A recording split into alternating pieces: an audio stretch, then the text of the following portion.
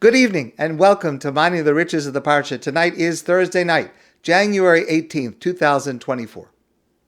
Now, we know there are 613 commandments in the Torah, and of course, one of them has got to be number one of the 613. But why is it that number one, the first mitzvah that God commands the entire Jewish people through Moshe, is the mitzvah in our Torah portion, the Parsha of Bo, while we were still slaves in Egypt, HaChodesh Hazeh Lochem Rosh Chodashim. God commands, establish your calendar to follow the cycles of the moon. Why is that the first? Why is that number one?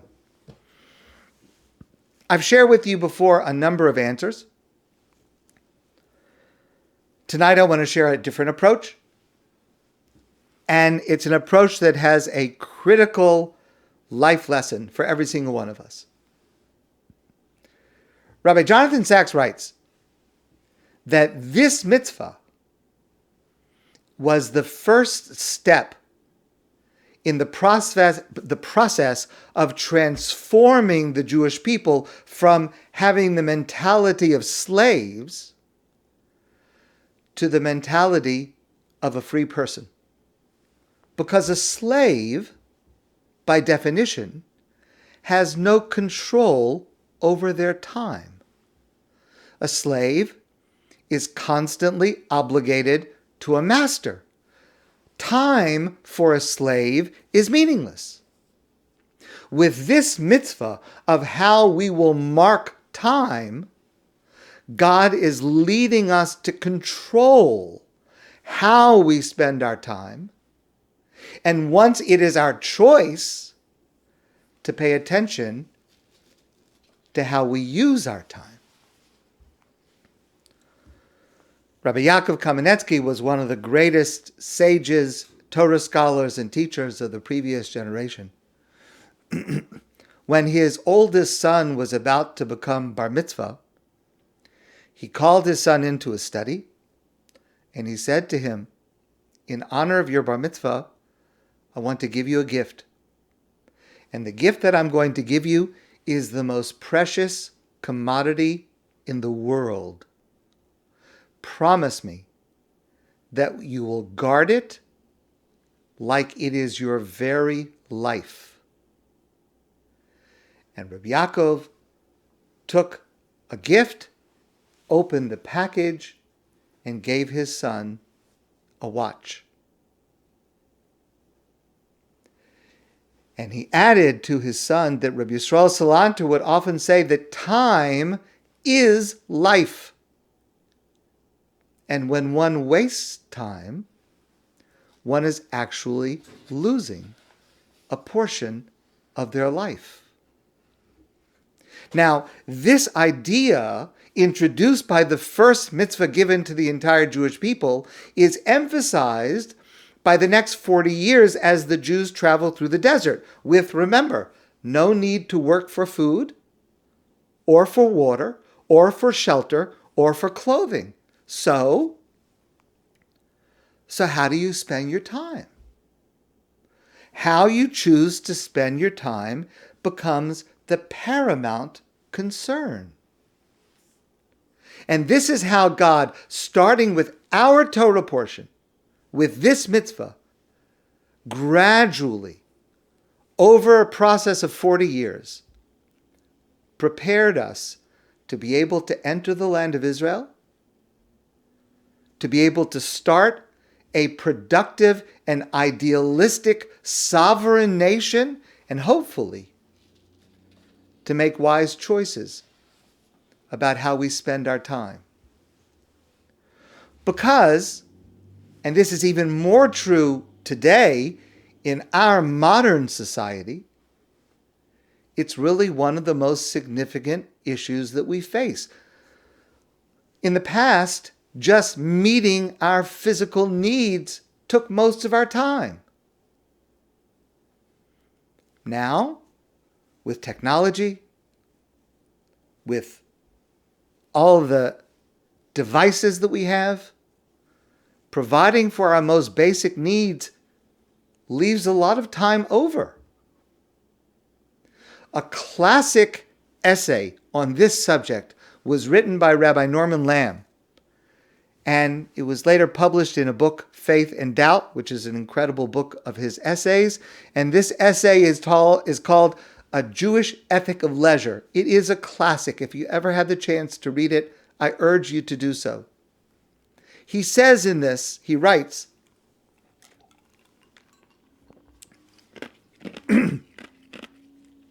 excuse me, Rabbi Lamm writes, leisure is part of man's ultimate concern. It is a crucial part of the very search for meaning in life, how we choose to spend our leisure time. So I would suggest that the model for our leisure time should be Shabbos, the way that we observe the Sabbath. We have on Shabbos an Isur Malacha. We are prohibited from doing certain types of work. And as we've discussed many times before, the ultimate purpose of not allowing us to do all of those things is to allow us on Shabbos to refocus on those aspects of life that we may have neglected during the week when we were doing all of that work. And so Shabbos is a time to refocus on spirituality, on intellectual growth, on our social lives, our community, our family. In other words, to balance the way that we have used our time during the week and to recenter ourselves, refocus ourselves. And I think that that's a good model for how we choose to spend our leisure time. We should try in our leisure time to make choices that help lead us to those goals, to be able to rebalance, to be able to spend time applying ourselves to those areas we may have neglected over the last weeks or months. The ability to enjoy the beauty of nature, the opportunity to spend more time with our family, the chance to rest, just in a physical sense, to clear our minds, to be able to enjoy certain aspects of life that we have not been able to do while we were working so hard. That rebalancing is crucial to who we are. Because in truth, time is the only commodity we will never get back. I've shared this story with some of you before. I heard it many years ago from Rabbi Riskin. It's a story that I certainly need to repeat to myself on a regular basis. Because we always think that there's another chance. If I don't do it now, I'll do it tomorrow. But every once in a while, the gates close. And the chance we missed was our last chance. Over 100 years ago, the beginning of the 19th century, the Jews of New York City hired a chief rabbi from Vilna. His name was Rabbi Yaakov Yosef. He was a great scholar.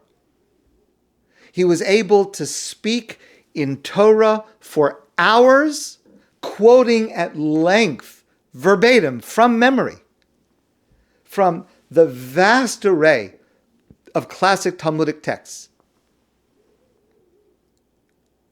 And when he would speak on the Shabbos before Yom Kippur, Shabbos Shuvah, in a public lecture to the community of the Lower East Side where he lived, people came from all over to hear him. In his later years, he suffered a stroke, and it was not known if he would ever be able to speak again. But he recovered slowly and was finally released from the hospital just before Rosh Hashanah. So the Lower East Side was waiting breathlessly to see if he would address them again, if he would speak on the Shabbos before Yom Kippur. Now his family and his friends tried to discourage him.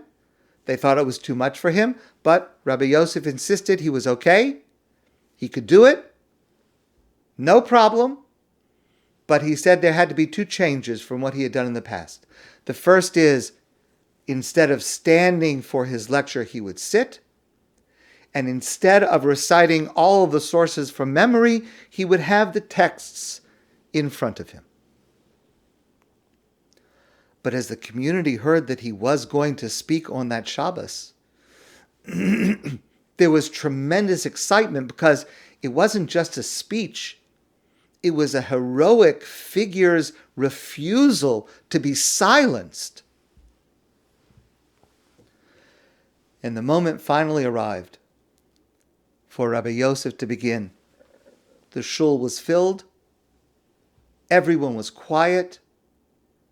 Everyone watched as Rabbi Yosef sat down, had the texts in front of him, and he looked out to the people who were there, and he began. The Talmud says, and there was silence. And then he repeated those words. The Talmud says, and again there was silence. And again, the Talmud says. No one made a sound. They couldn't understand why he kept repeating the same three opening words.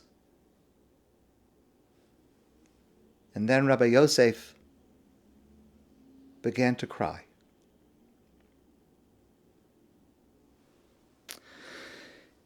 And he said to them that he had started to prepare this lecture while he was still in the hospital.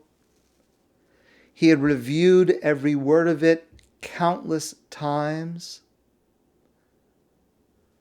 But despite all his preparations, his mind at that moment was blank. Only a few months ago, he would have been able to give the entire speech by memory.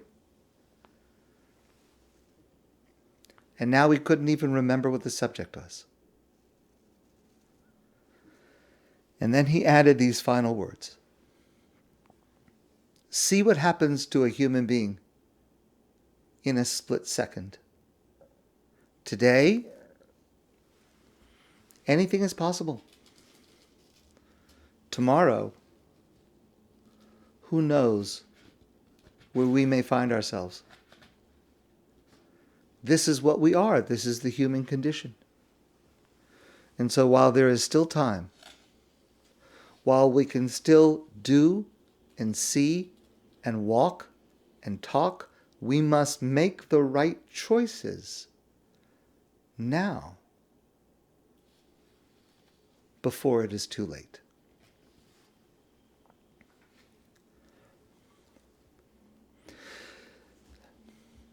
There are many subjects to study in the Torah.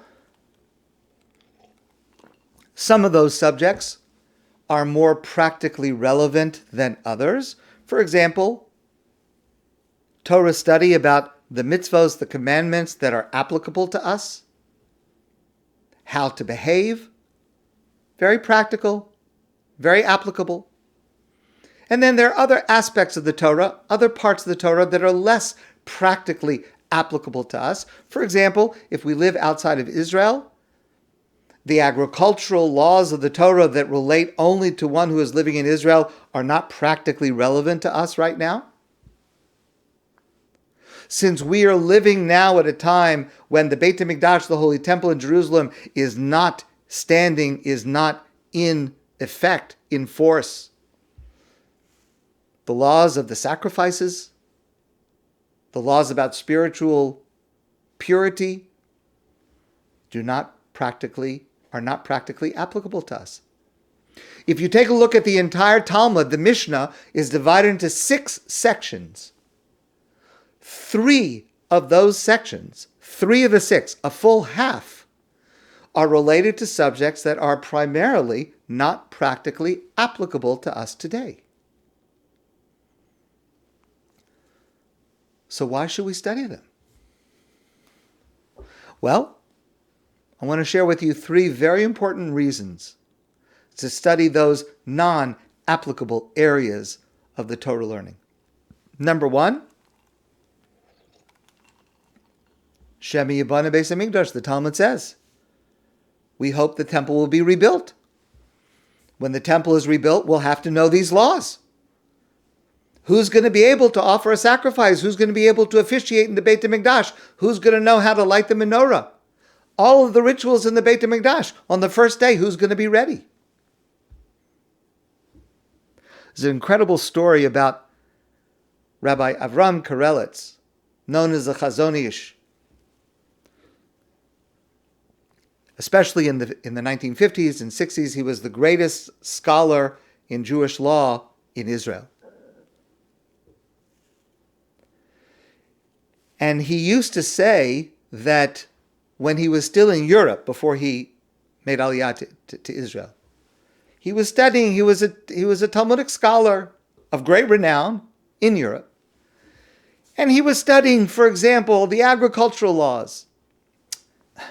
Jews have been in exile for 2,000 years. They're living in a shtetl in Poland or somewhere, not even allowed to own land. Certainly these laws have no practical applicability. What do you need to know about tithing and about the sabbatical year and when is considered the beginning of the growth and how much it grows? It's all purely theoretical. And he says he remembers studying this stuff and thinking to himself, okay, it's part of Torah, I have to learn it, but it's never going to be practically applicable. And then when he came to Israel, he was called upon to decide questions about agriculture. How is a rabbi going to know about agriculture?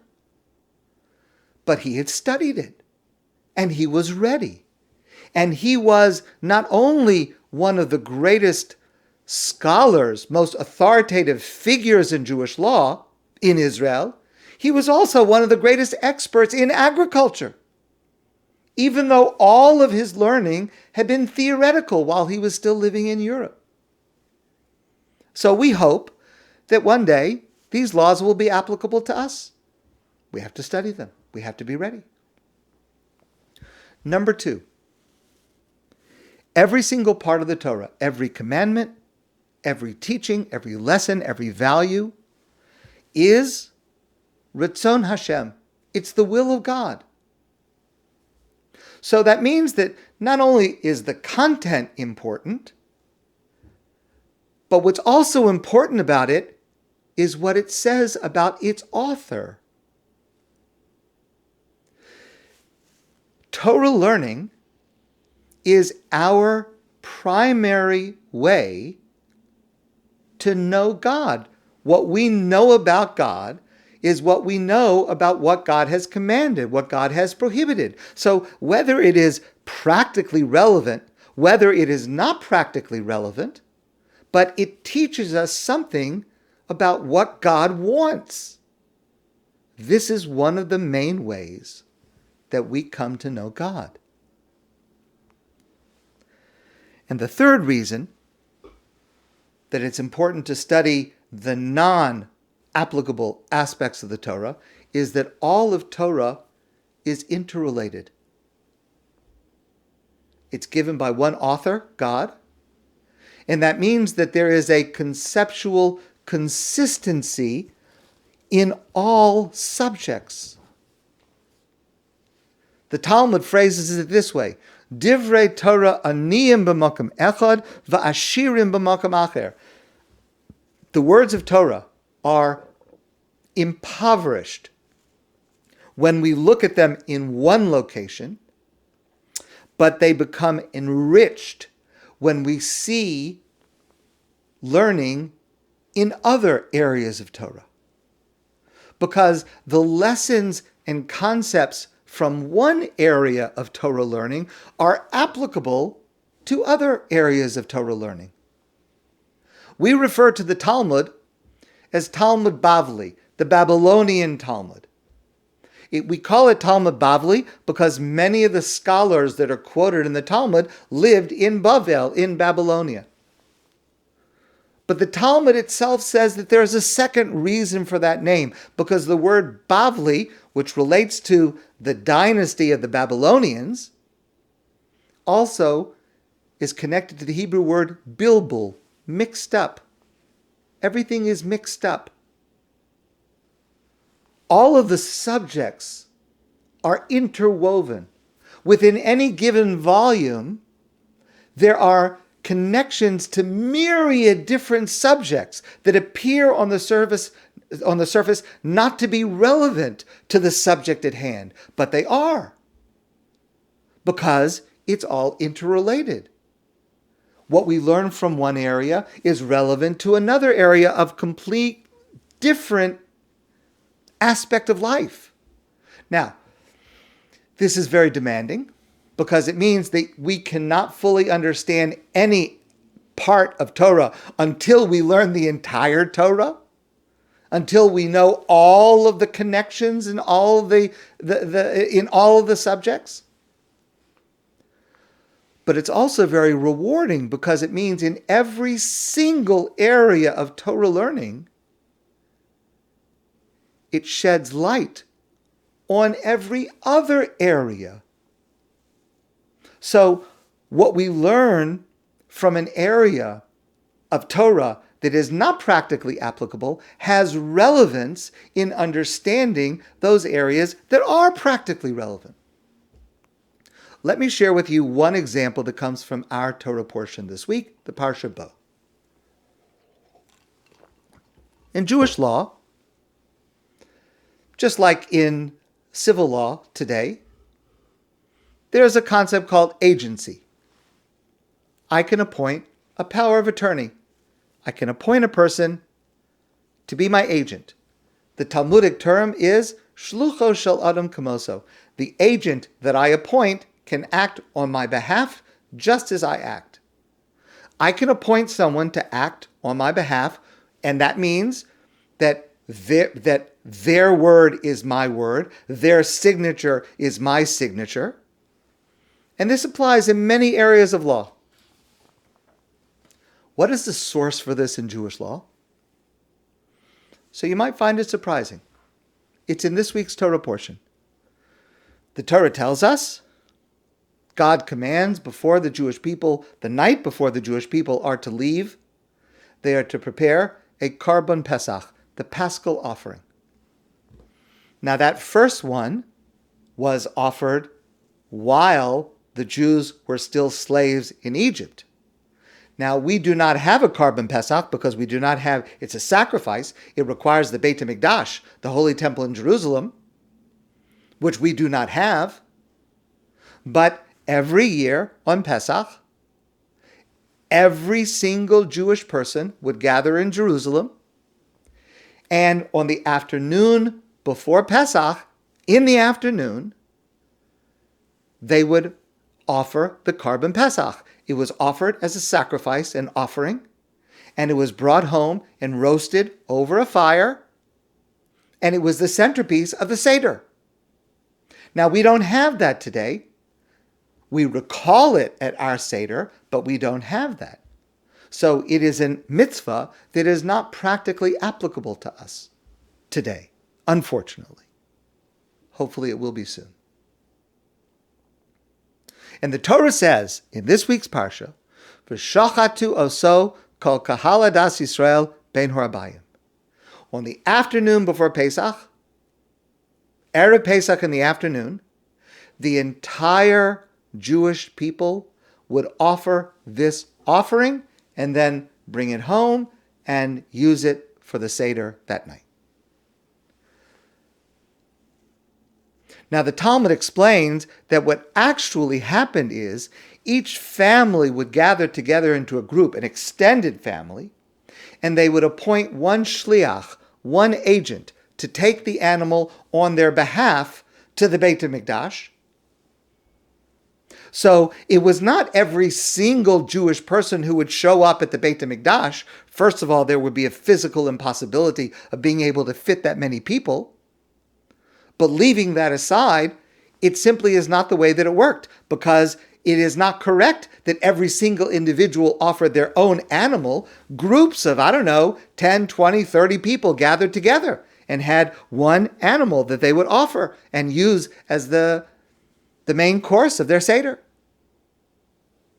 So, in fact, what happened is each group would appoint a shliach, an agent. And the Torah calls that v'shachatu oso kol kahal adas Yisrael. The Torah says that is the equivalent of every single Jewish person offering that offering. Says the Talmud, mikan, from here you see, sheshlucho shel adam kamoso, that when a group appoints one agent to act on their behalf, it's as if the entire group did it. And this is the source of agency, of power of attorney, in every area of law.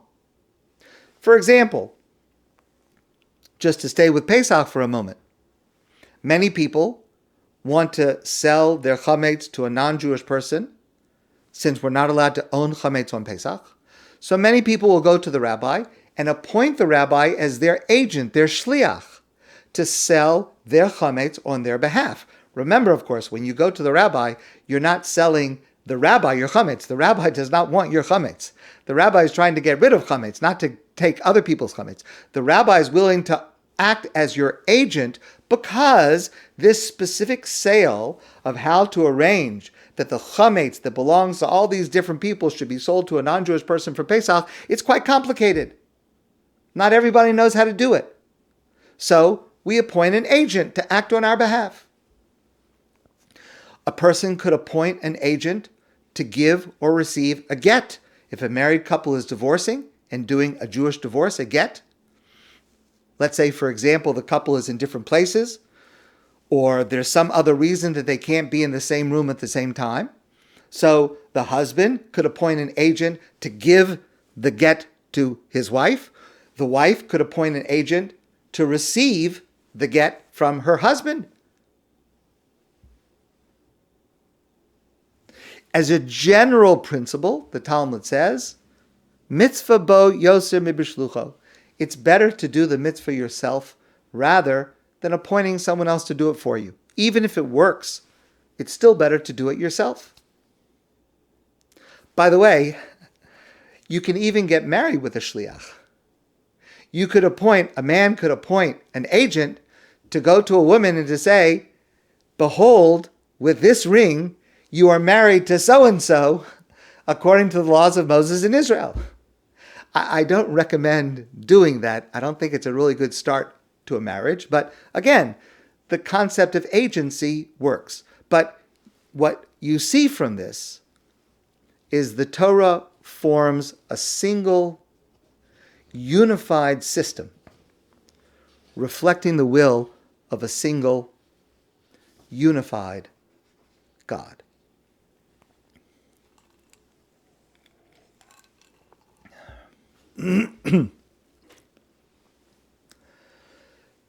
This past week in the United States,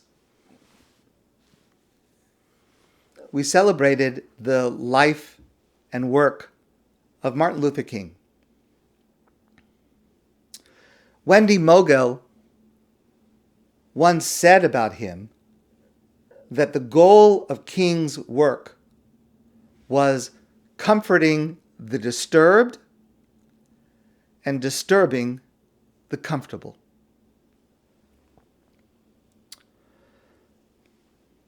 What I want to share now may disturb you, perhaps deeply. You may strongly disagree with me, or you may be unable to hear, to absorb what I'm saying, and that's okay. But I challenge you to open your heart, because the message that I want to share is vital. It's relevant to us today, and it comes directly from this week's Torah portion. So in our Parsha, we have the last 3 of the Makos, the last 3 of the 10 plagues. The 10 plagues certainly capture the imagination, even 3,500 years later. Especially at the Pesach Seder, each year it gets even more creative. Maybe in your house, in my house, we have finger puppets for all of the 10 plagues. There are 10 plagues, 10 fingers. Each finger gets a little puppet that reflects one of the plagues. We have wind-up toy frogs that jump around the table. We sing funny songs, Paro in pajamas in the middle of the night.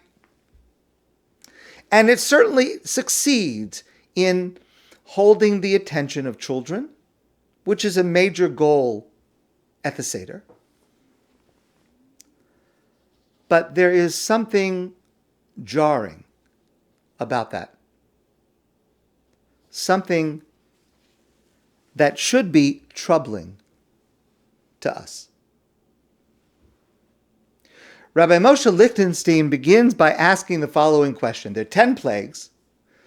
Last week's Torah portion of Ve'era, there are 7. This week's Torah portion of Bo, there are 3. Why are they divided like that? Why not 5 and 5? Why not all 10 in one portion? So Rabbi Lichtenstein explains that there is a fundamental shift from last week's Torah portion to this week's Torah portion. And you see this shift by looking at the secondary characters in the narrative. In last week's Torah portion, Ve'era, let's go back to the first time that Moshe and Aaron approached Paro. Remember that God had taught Moshe a couple of miracles to perform a miracle to perform with his staff. Vayavo Moshe va'Aaron al Paro vayasu kain. Moshe and Aaron appeared before Paro, and they did as God had instructed with the staff. They threw it down, it turned to a stake. Kasher tziva Hashem, as God had commanded. Vayashlech Aaron es mateu lifnei Paro. Aaron threw down the staff in front of Paro, ulifnei avodav, and in front of Paro's servants. Paro's servants means the bureaucrats, the government officials, the advisors of Paro. Vayihilas anin, and the staff turned into a snake. Vayikra gam Paro l'chachamim v'lam chashvim. Paro called to his clergy, his wizards. Vayasu gam heim chartumei Mitzrayim. And the wizards, the clergy of Egypt, did the same miracle. Note that while this incident happened in the presence of Paro's advisors and bureaucrats and the people who ran his government and his empire, the response did not come from them. It came from the machshafim, the chartumim, the wizards, the clergy, the religious people, the people who were serving the idols in Egypt. In other words, when this began in last week's Torah portion, it was a theological dispute. Whose God is stronger? Moshe and Aaron come along and say, Hashem is the real God. And Paro says, no, our gods are just as strong. And that basis of the argument is repeated throughout last week's Torah portion. And so the purpose of those plagues, the first 7, is to convince Paro of the truth of God, that it is God that has the power, God who is in control of nature, God who can turn the water into blood, etc., etc., etc. And that goal is achieved at the end of last week's Torah portion, after the seventh plague, the plague of Barad, hail. At the very end of last week's Torah portion, where the Torah says, "Vayishlach Paro vayikra leMoshe Aaron." Paro called Moshe and Aaron, vayomer aleihem, and said to them, "Chatasi hapam, I have sinned. I give up. Your God is stronger than our gods. I give up. Hashem hatzadik, God is the correct, true, divine being. Va'ani va'mi harshayim, and me, my nation, our clergy, we're all making a mistake. We're wicked, we're wrong, we lost. Your God is the true God." So the theological debate, which is how this started, that was decided, proven by the first 7 plagues. And yet, Paro still did not relent. Paro still did not let the Jews leave Egypt. Then we come to our Torah portion, the Parsha of Bo. Plagues number 8, 9, and 10. Number 8 is the Arbe, the locusts. The purpose of the locusts, the plague of the locusts, is not to win a theological debate. That's over. The purpose of the locusts is to destroy Egypt. It is to punish the Egyptian people for their terrible persecution of the Jews over many, many years of slavery. Now, up until now, with the first 7 plagues in last week's Torah portion, the country itself was not in danger. Yes, of course, there was the suffering of many, many individuals, yes. But the country itself was not in danger. So the Avdei Paro never responded. The Avdei Paro, the advisors, the people who ran the government, they didn't respond in last week's Torah portion. Let the clergy fight it out. It's theology. It's a religious thing. Let the religious people fight it out. But the civil administration, those who are actually running the country, they were not involved. Until this week's portion. Until the 8th plague, Arbe. This is for the first time when the Avdei Paro stepped forward. When those who run the country speak up for the first time, because they understand now that the country is in danger of being destroyed. Vayomru Avdei Paro Elav. And for the first time, the servants of Paro, and again, let's understand, this is the advisors, the bureaucrats, the people that are running the country. They say to Paro, Ad masai zelana l'mokesh. How long are you going to let this thing go on and ensnare and endanger your entire empire? Shlachas anashim. Let them go. Send them away. V'yavdu es Hashem elokechem. Let them serve their God. What do you care? Haterem teidaki avda Mitzrayim? Is this worth it to lose Egypt? Is it worth it for us to be destroyed? This is no longer a theological debate. This is now an existential debate about the future, the existence of Egypt. And so now the people who are running the government speak up and they say, Paro, there's no more need for this. That's why there were 7 plagues in last week's Torah portion and 3 in this week's Torah portion.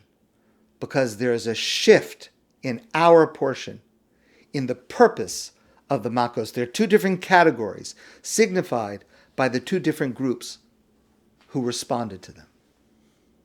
Now, this shift in our Torah portion should get us to focus on a deep truth. It relates to last week's portion, but even more so to our Parsha of Bo. as Rav Lichtenstein writes, behind every political and military decision, there is a human price that will be extracted from Egypt. There was deep human misery, suffering throughout the Egyptian people. Last week, the Torah tells us all the water of the Nile was turned into blood. The fish in the Nile died. The Nile stank, so the Egyptians could not drink water from the Nile, and there was blood throughout the land. The Egyptians had to dig around near the Nile for drinking water because they could not drink the water of the Nile. That's what the Torah says. Ann Gordon writes, the Torah does not mince words. Replacing fresh water with blood not only destroys the liquid that is necessary for life, for water, it also kills the fish. It also makes it impossible to get clean. The very idea of that smell, it turns one's stomach. And according to the commentaries, the Egyptians suffered that for 7 days. And then came the frogs. The Torah says the Nile swarmed with frogs. They came up into the palace, into the bedroom, into your bed, into the homes, into the oven, into the bowls. I mean, it's disgusting. Maybe you don't want to imagine it, but imagine the slime and the smell, and they're all over you. It's horrifying. It's a nightmare. And let's understand, getting out from under the plague was not an option. The Egyptian people had nowhere to go. And they certainly had to have had a dread at not knowing what was happening. I mean, I assume they were not present when Moshe and Aaron spoke to Paro. They didn't know what was happening, presumably. They certainly didn't know how long it would last. And they certainly had the question, well, what's coming next? And it can only be imagined how the anxiety and fear and terror of the Egyptian people grew. Dr. David Fox spoke near the beginning of COVID in May 2020, and he spoke about the nature of trauma. And he explained that catastrophic trauma, by definition, means that we have no experience with it.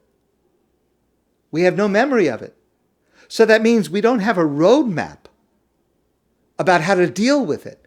Our brain doesn't have a reaction. The makos are called magephos, plagues, the very definition of catastrophic trauma.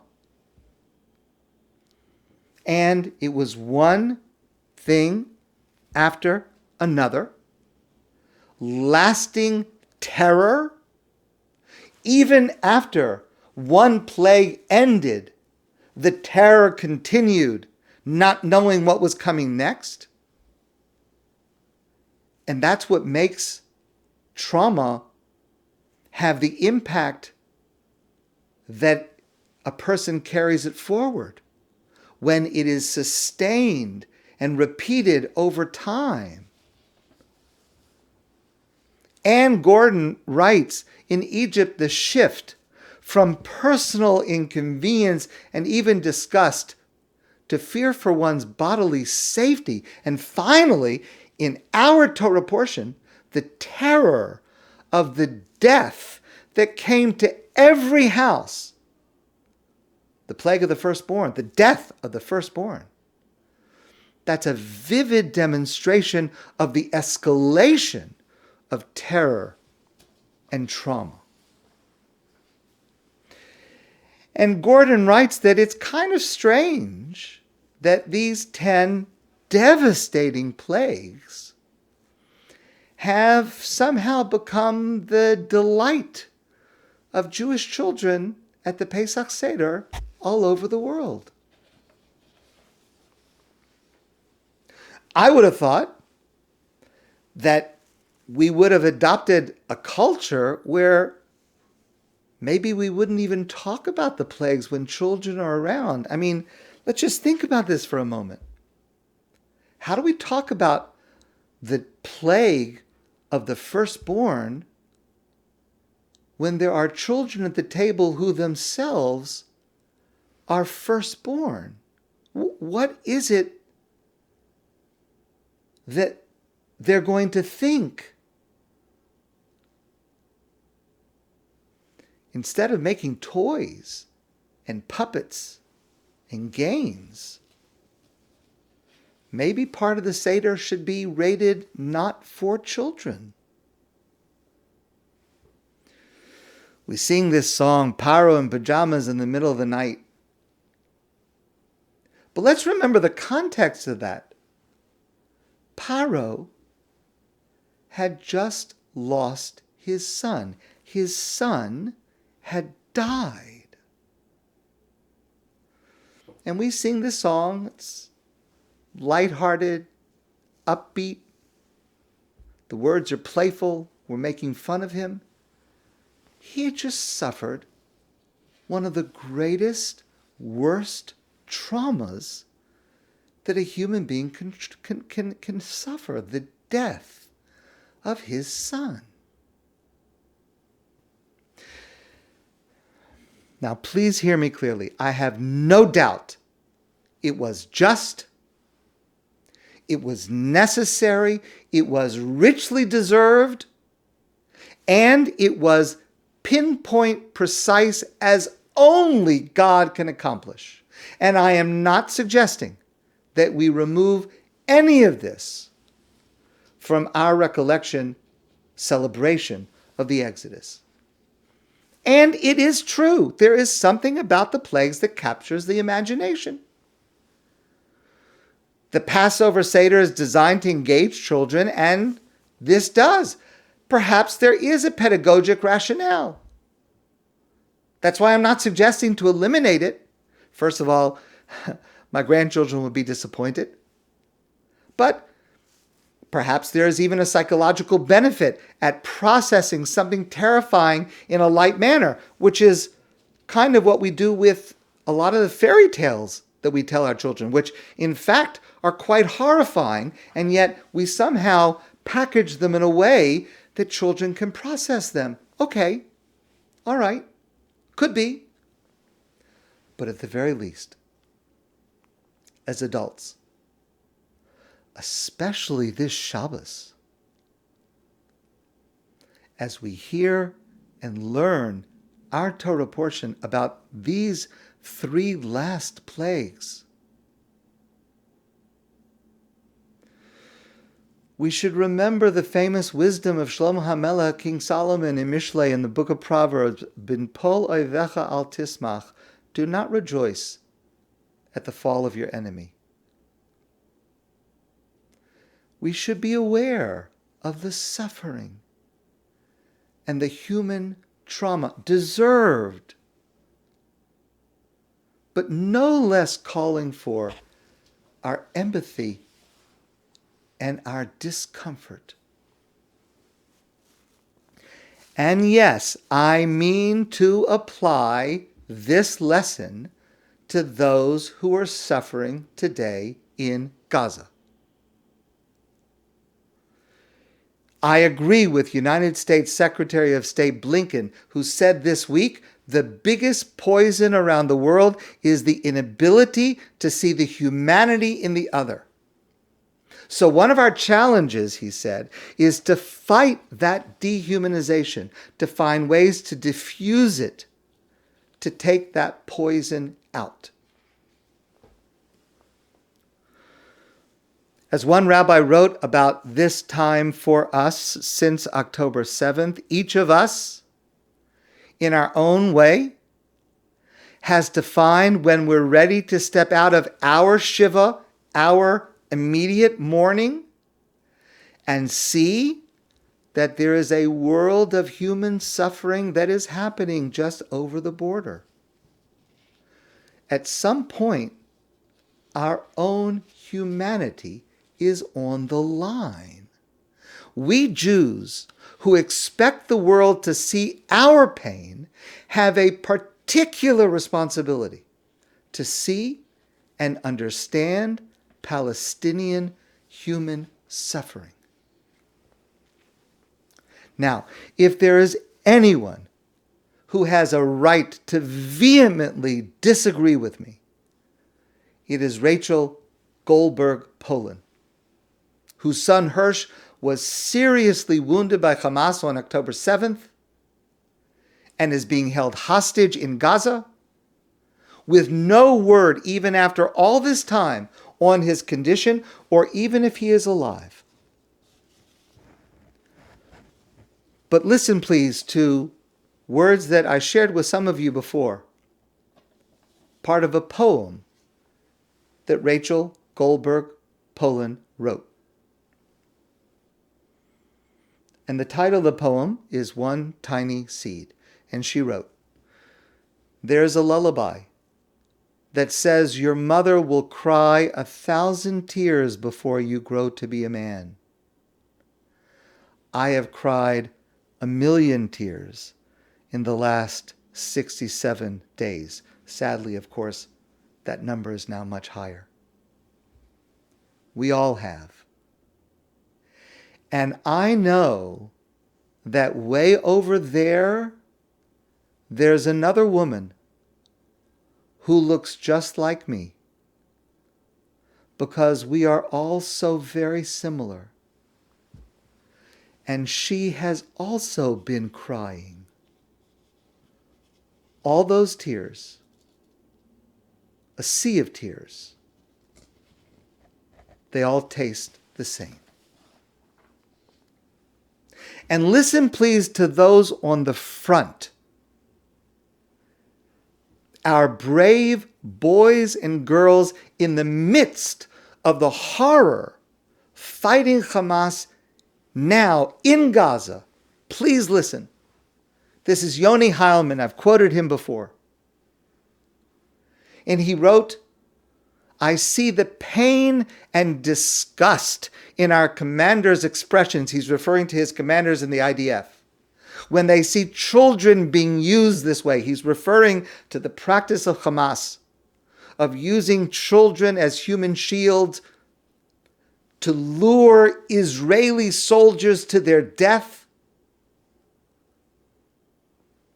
So again, Heilman, who is there, who faces this danger, who sees this, I see the pain and disgust of our soldiers when they see children being used this way. In those moments, they are soldiers second and fathers or mothers first. I remember the pride in one officer's eyes as he explained that we have certain missiles whose trajectory can be adjusted after they are fired until the moment of impact. Okay, now let's understand. You have a missile, you fire it, but even after you fire it, you can adjust where it's going to hit. So Heilman says, I asked the officer when he said this to me, "You mean this is in case the terrorist jumps to one side, we can adjust the missile to get the terrorist?" And the commander in charge of this artillery said, "No, that's not really possible. The reason we do this is it's in case a child comes into view. And we can divert the missile to protect that child." That is how we, the IDF, fights.